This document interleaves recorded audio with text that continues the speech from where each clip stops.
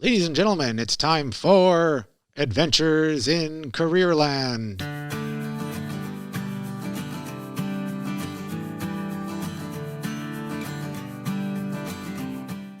Hey, welcome back, everyone. It's Adriano Magnifico here. I'm the Career and Entrepreneurship Consultant in the Louis Riel School Division, and we are broadcasting our second season of Adventures in Careerland. A second season. They picked us up. No, they didn't. We just decided to do it again. So it's our second season in Adventures in Careerland, and we have a new group of producers.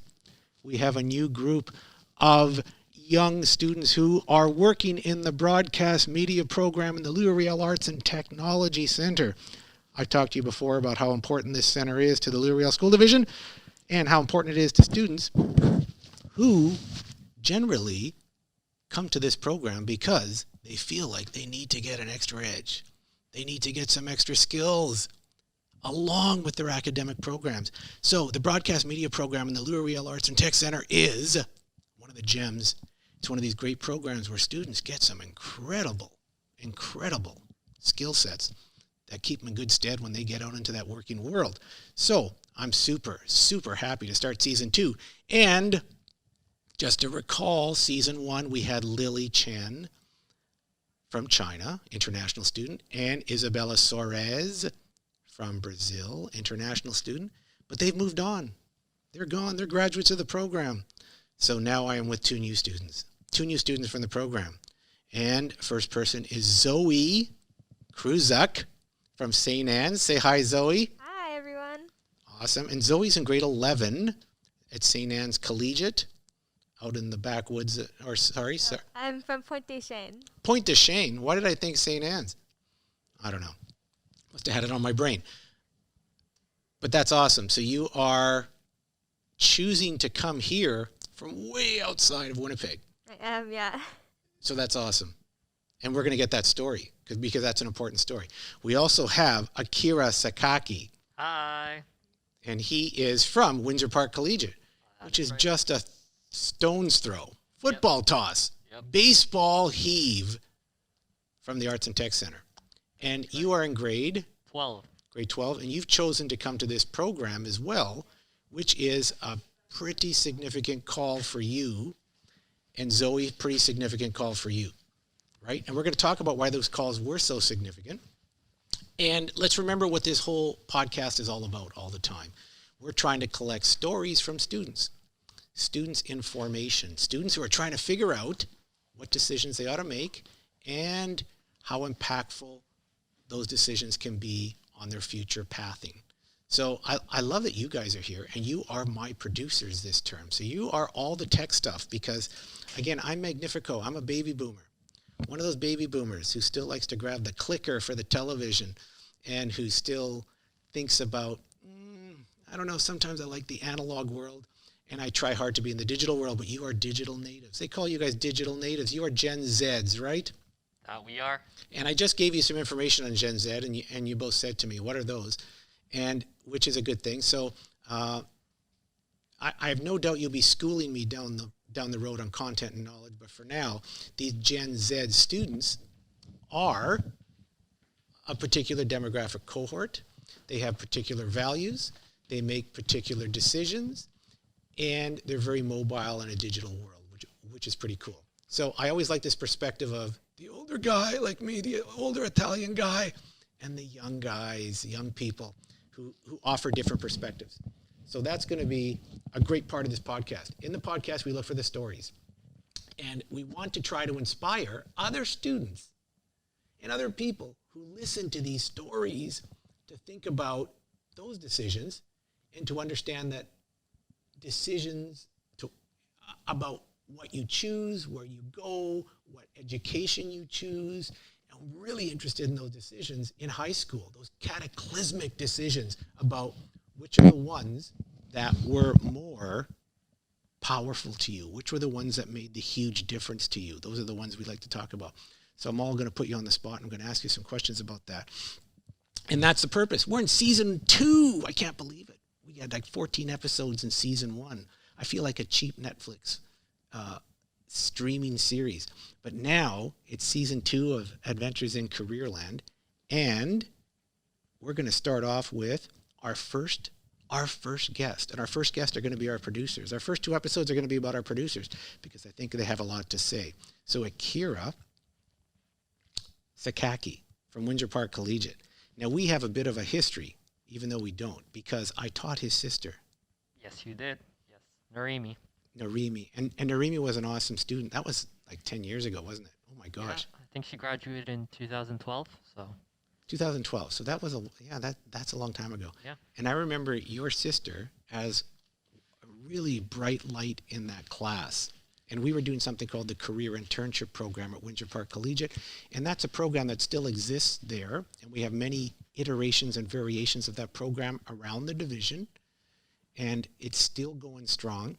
What Narimi took, she was one of those pioneers who took that program and said, I want something a little different. And that program was different because it offered opportunities for internships. It offered opportunities to design your own courses.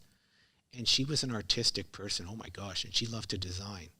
But we're going to get her on this podcast one day and talk. So tell me, what's your relationship like with your sister? My relationship with my sister, it's very like other relationships with brothers and sisters. Sometimes we didn't get along, but I know she always had my back when it mattered the most.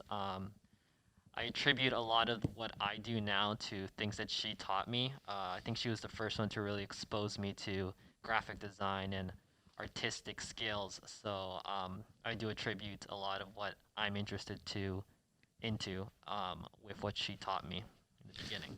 So now she's 10 years older than you are then. That's true. Yes, she is. All right. So you were a little kid while she was going to school. Yeah. Tell me about your family life. What was that like at home? Like, you're a Windsor Park native, right? Yes. How long have you been? Now, were you born in Canada? No, actually, I was born in Venezuela, and when I turned 1 year old, my family immigrated here to Canada. So I've pretty much grown up here in Winnipeg my entire life. I learned Spanish from my parents because otherwise I wouldn't have learned it, not being around that kind of culture.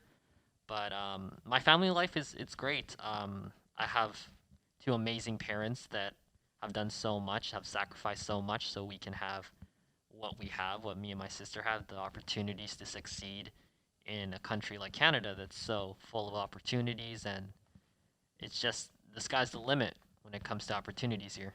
So Well, I'm interested in grateful that for journey of your parents. Yes. When they came, why did they leave Venezuela?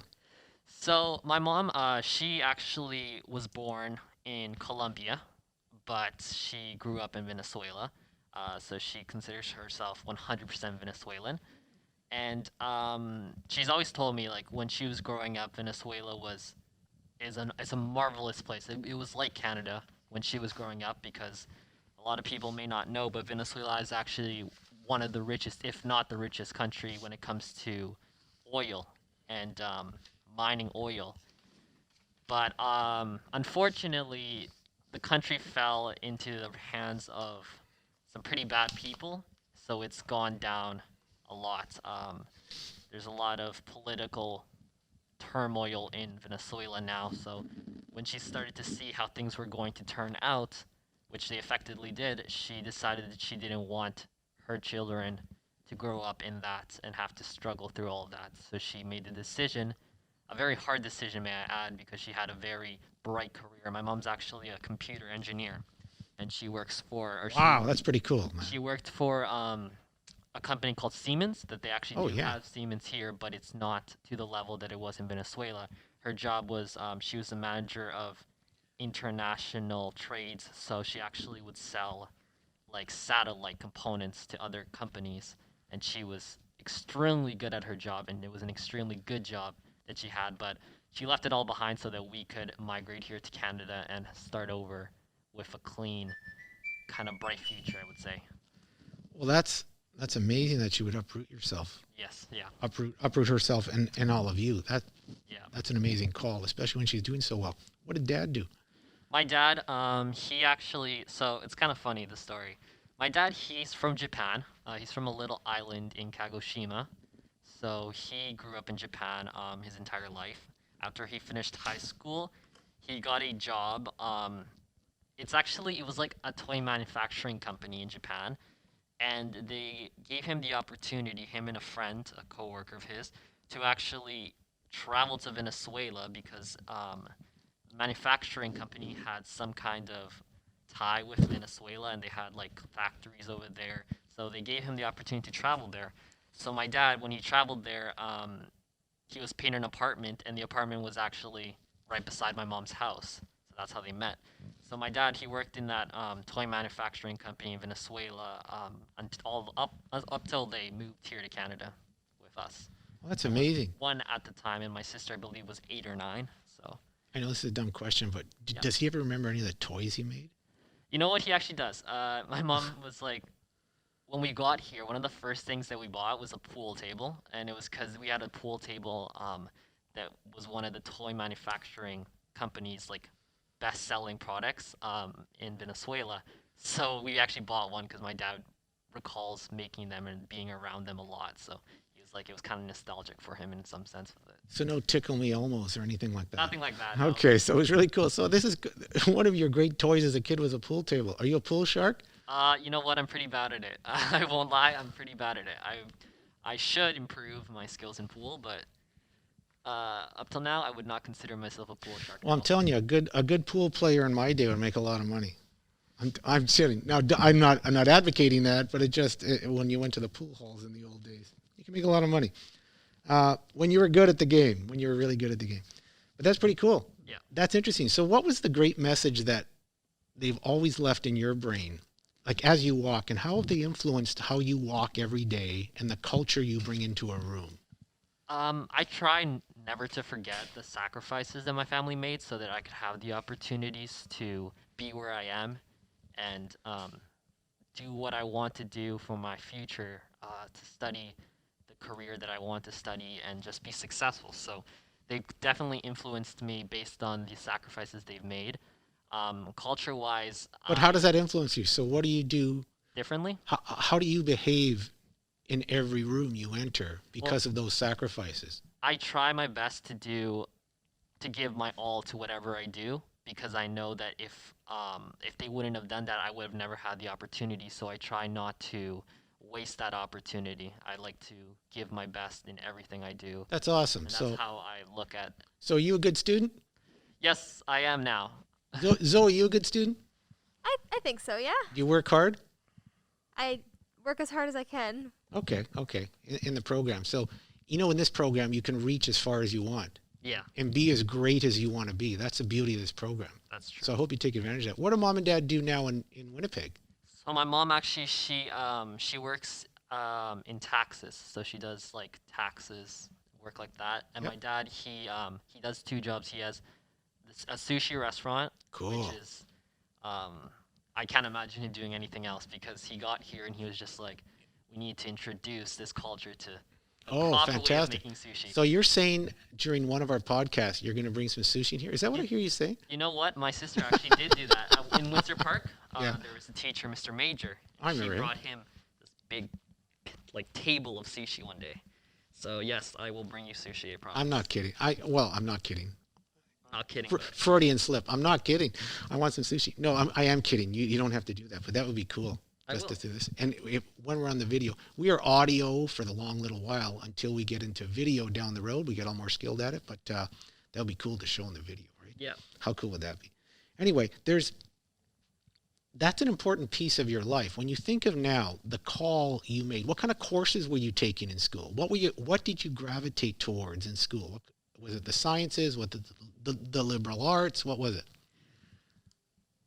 I think since I went to Frontenac School, that was my middle school, and Yeah. I remember I think one of the biggest turning points where I kind of started to realize like this is my calling, this is what I wanted to do, was when I first took a shops class. I took graphics at Windsor Park Collegiate with Mr. Herkimer. Yep. And I by far that class like changed everything for me. I was like, this is what I want to do with my career. Like I want to be a graphic designer. So as I progressed and when I got into Windsor Park, I started to take graphic design classes, more artistic classes, like I guess like digital media classes like that.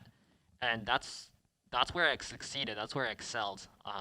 Amongst all the other students, I was always I was always the one who knew what to do before they told him what to do. Like, So do you think you have a real creative eye for things? I like to think so. Yes. Yeah. What's a creative thing you've done? Well, I actually I designed the graduation hoodies at Windsor Park for my year graduation. I did Nice. 2 variations of them.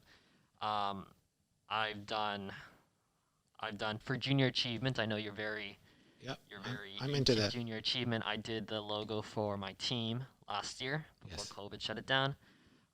Pretty much anything that had to do with graphic design, I would always be volunteered. So you gravitate to that stuff, right? Yeah. So you look at now when you go on the internet, do you look at a website differently than other kids look at a website? Yes and no. When I look at a website, I kind of try to picture how that designer made the website, and there's things that right off the bat when I see it, I'm just like I know what software they used to do that. I know exactly what they did to make that graphic. So it's kind of cool to be like know behind the scenes, not just see the final product. And in this program, Yes. I mean the whole Adobe family, you get exposed to the entire Adobe yeah. family, right? Yeah. So what incredible extra sense of software, because you don't do that at Windsor Park in your graphic arts to this level, do you? I mean, you learn Photoshop a bit, but you don't get Photoshop into and Illustrator, but we don't get into like the video and audio kind of editing softwares like Premiere Pro and Audition. That's what we've been exposed to in this program particularly. yeah, and you're going to get very good, very, very good at those things. Yeah. You know, when you leave this program, the skill sets you have, I think this is a 21st century skill, being a video editor, knowing how to render really quickly and easily, knowing how to use Photoshop effortlessly, like most people use Word. Yeah. I can't think of a company that wouldn't need that kind of skill set, because it also fosters the creative impulses in you, along with the technical. And that's the beauty of this, right? The world needs the liberal arts peepers. They need the creative people. They need the thinkers and the conceptual designers. They also need the tech. You get the heavy tech here, but you also get the opportunity to be the conceptual thinker here, which is pretty cool. It is. That's an opportunity for both you guys.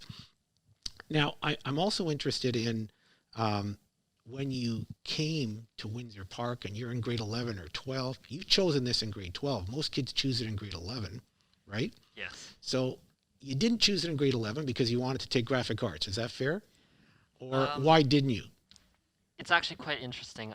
So I mentioned Frontenac before. The first time I was exposed to this program in particular, it was because we took, I guess, a field trip here, and we started walking around, and they just kind of wanted to show us our like opportunities afterwards, if we wanted to pursue this in high school. So I had quite a few teachers actually come up to me and say, you know, I could see you doing broadcast and media. I could see you being an anchor. I could see you talking on the radio. And I didn't really take it serious at the time because I was so focused in graphic design. But when I went into Windsor Park and I started working in graphic design, I started to realize that this could be what puts me ahead of other students, other graphic design students, or people who want to also pursue the same kind of career, because this program would also give me the skills necessary for me to enter, if I ever wanted to, filmmaking, like radio, talk show host, and in general, I think they go together very well. Now, I was actually talking to Zoe earlier today about why I didn't take this in grade 11. So I said that I didn't really think about it till very recently that this could be what puts me ahead. But I also think it was a good thing I didn't take it in grade 11, because I'll be honest, in high school, my whole high school career up to this year, I've always been one of those students who has a lot of personality at the school, who is always willing to participate in activities, sporting activities, events, anything like that. But I was a very go with the flow kind of student. I wasn't someone who was extremely dedicated in getting the highest mark possible. And I think I suffered a little bit because of that, because I realized that my marks weren't where they should have been. And a lot of teachers were telling me, we know that you can do this. We know you can be at this level, but you're not, because you're focusing a little bit too much on the social aspect of school. And that it's very true. I am a very social person. I'm extremely extrovert. So, Do you like parties? I do. Do you like the occasional party? Yes, Zoe, are you not a right party? now, but Are you a party girl? Not really? Zoe's my polar opposite. But that's good because That's we true. have two different views for this podcast. So, No, I agree. I Yeah. agree. And I love that, Zoe, you're in grade 11. Now, why did you choose this in grade 11? Just curious, very quickly. Well, he chose it in 12. You chose it in 11. It is our school is a partnership with ETC, and where we get to all our mandatory classes for school are in the first semester, so that if we do choose to come to ATC, we go in the second semester, where we don't miss any mandatory classes. And I chose this program just we had a presentation at school, and this program looked really fun because I eventually want to have something to do in like the television industry and stuff. Yeah, but I love that. So she got a hint of it later, but you meandered and thought, and it's so powerful to do what both of you do. You zeroed on something, you kept meandering around it. And there's a great book. I finished an interesting book by David Epstein called Range. And what he talks about in the book is you don't have to zero in exactly on your stuff. It's more important to get good at a lot of things and be a generalist. And research and study shows through his book that you will have a more satisfying life than if you just zero in on one thing and spend all your time doing one thing, right? And so you sound like you like to meander around, Akira. a little bit I do. Just to finish what I think the original question was why I didn't go in grade 11. Like I was saying, so yes, I'm a very go with the flow kind of person. Yep. And then I realized, because I realized it's time to kind of get serious. So last year, towards the end of the year, I was just like, this is my year. I got to get serious in this. So I came to grade 12 with a completely different attitude towards what was my priority. And I cut down on my social life. It helped that COVID had hit because I wasn't actually able to socialize like I normally would. So I had more time to focus on my studying. And I've had teachers come up to me and just be like, this is remarkable because I went from this super social butterfly to honor roll, like 98% average in all classes. Like, it's insane. So I'm happy I didn't. I'm So sad. where did you lose the 2 marks? I don't get it. I'm still a social person. I So think that a part of 2% comes was your from- social stuff. I think a part of that comes from annoying the teachers a little because I won't stop talking. But No, that's okay. yeah, so it's a double-sided blade because I'm upset that I'm missing second semester at my school because it really hit relatively recently when we started this program in February that I had completely finished high school because I did all my classes, my grade 12 classes, in the first semester. So I wouldn't be seeing anyone else. I wouldn't be going to the school until it's time to graduate. So it was a lot.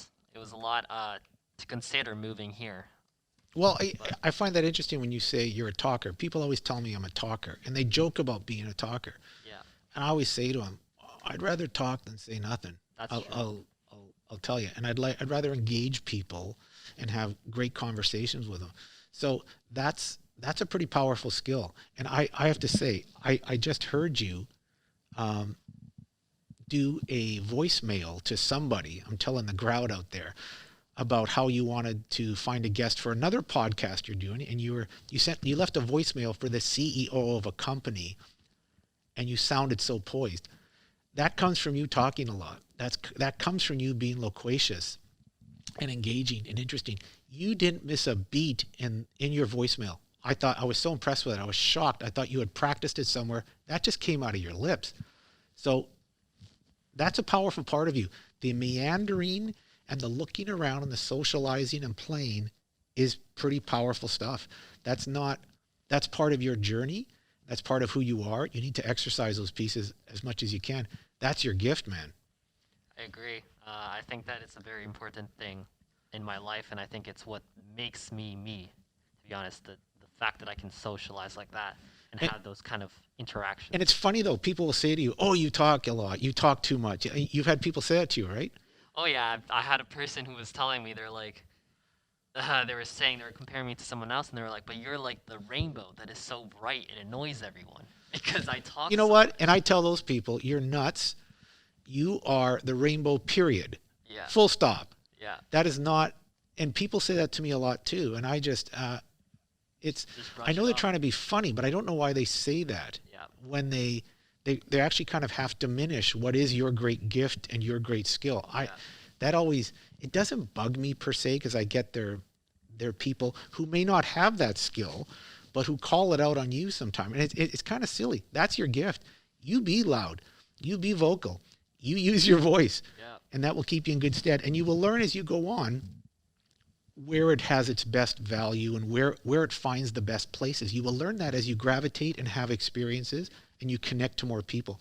That's the beauty of this program. You're also going to connect with a lot of industry professionals with whom you will connect and talk and contact, and you will learn your own boundaries. And you'll get some advice from people like me and from Coach P, who runs the broadcast media program, Coach Platink.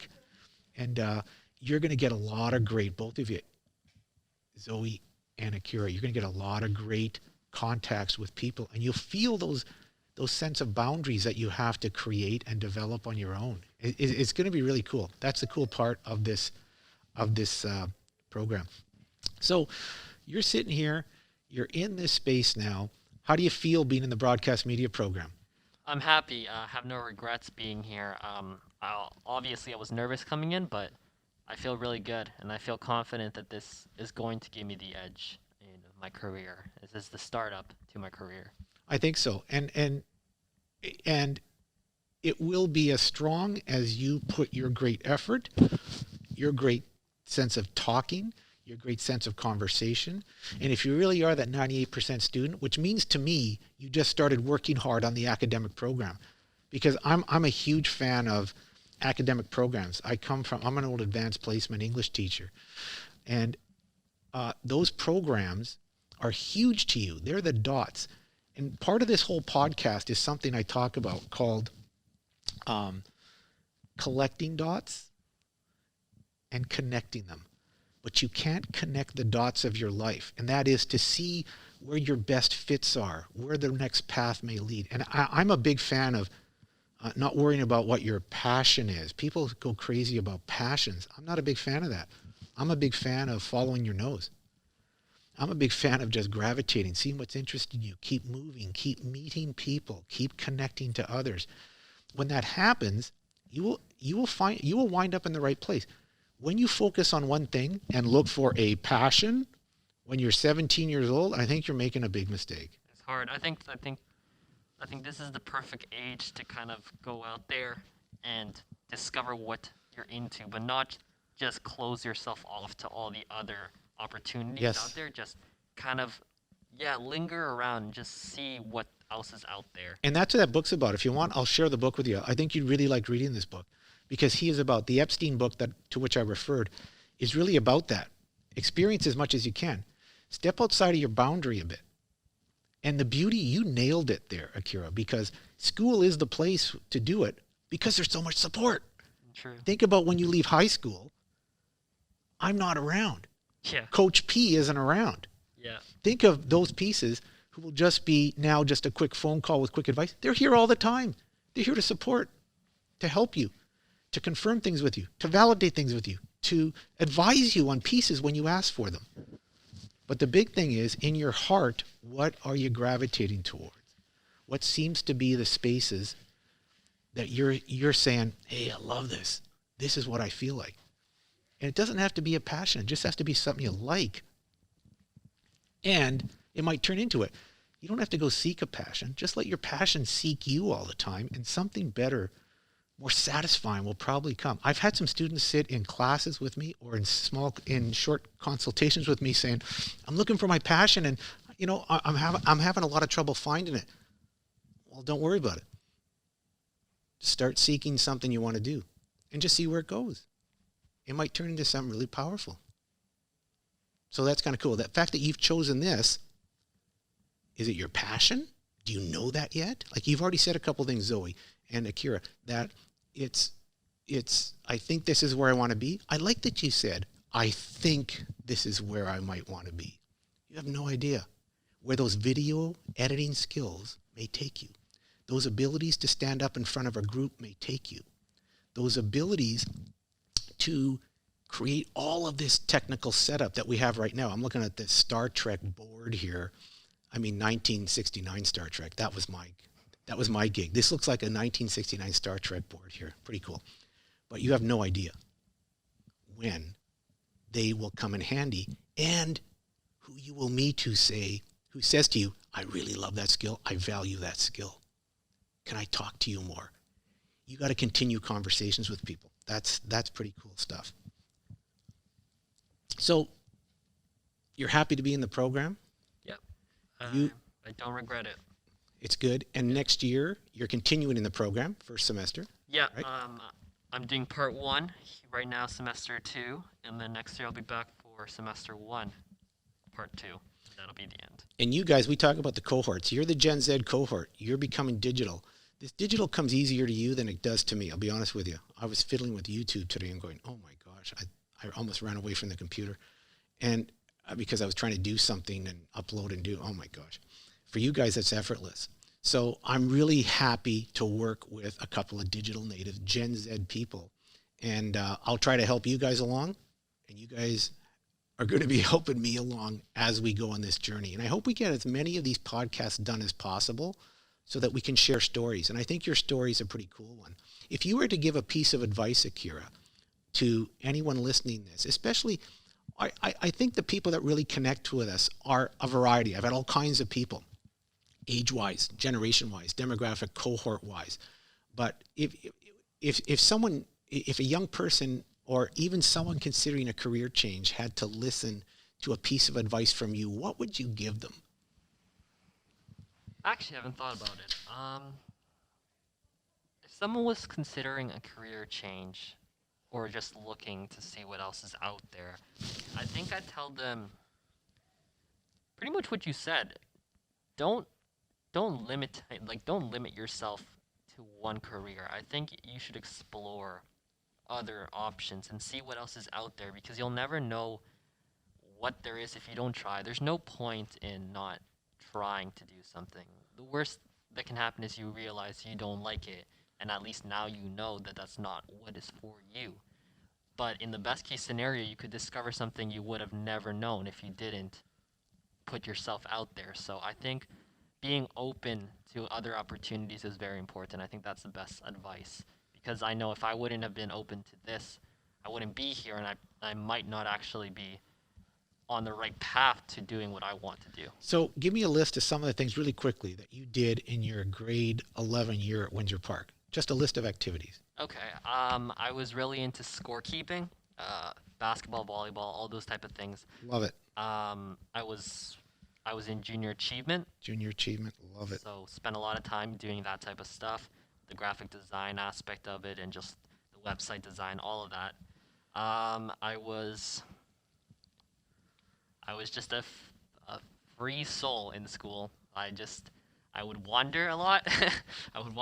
And have a bunch of conversations with a bunch of people when I should have been studying for math. Sorry, Miss Luong. That's okay. But honestly, it was a blast. I did a lot of different things. Like I said, the scorekeeping and the junior achievement were things that took up a lot of my time, but I loved doing it. So. And I say to you, keep exploring, keep looking, keep seeking. Zoe, you're going to be on that path as well, where you're just going to, should I try this? Should I try this? School is the place to do it, because there is support.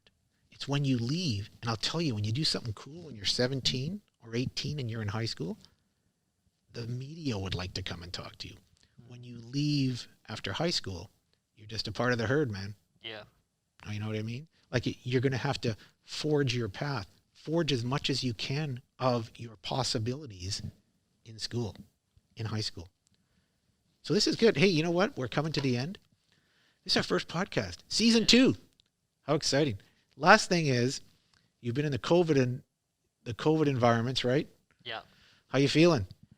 I'm a little stressed if we were to go into a third close, because I would not want to do that. I very much enjoy coming here, although it's halftime. But otherwise, I'm feeling pretty good. Good. Yeah.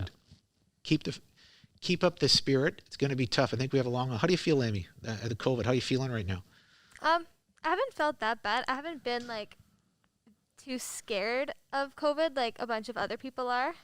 I'm glad like what our school is doing, where our class is split into two and we only go half time, because I feel we get a lot more help in our education, and like there's more time spent on each of us individually because we're not there all the time. Oh, good stuff. Good stuff. So, hey, take care. Be safe. Always, right?